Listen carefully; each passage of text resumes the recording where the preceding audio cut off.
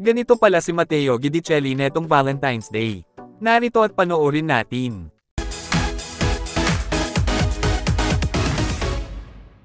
Sa mismong araw nga ng mga puso ay parehong naging busy sa kanya-kanyang work at commitment, ang nag-iisang Asia's popstar royalty Sara Geronimo at Matteo Guidicelli. Sa morning show nga na unang hirit kung saan isa sa mga host si Matteo, ay hindi nga niya nakalimutang pasayahin ang kanyang mga kasamahang host doon. Oh, thank you very much. Happy Valentine's. Boss, happy Valentine's. Thank you. Para sa'yo, boss.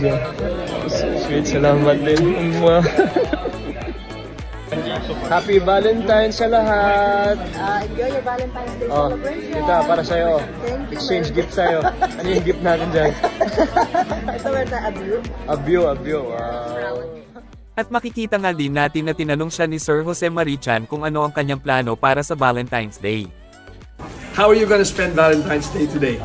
At home with the wife. You? Okay, and how many children?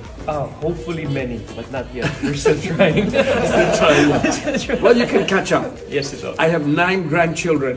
You're the best, you're the idol, and you're the one No, and no, only. no. No, I'm not an idol. I'm just a friend of GMA. And the world. Unang hirit is always my fanfare. You're the best ito. Happy Valentine's. Happy Valentine's Day to you.